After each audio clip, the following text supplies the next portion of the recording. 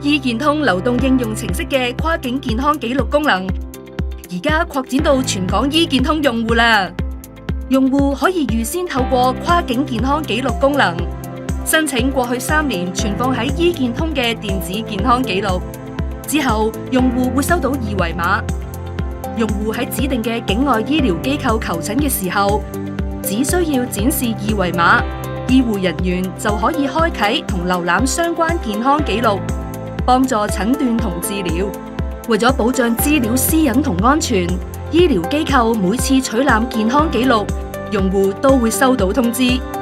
大家亦可以透過醫健通嘅照顧者功能，為家人申請電子健康記錄。跨境健康記錄功能令用戶可以喺指定嘅境外醫療機構更便捷同安全咁使用電子健康記錄，獲得連貫嘅醫療服務。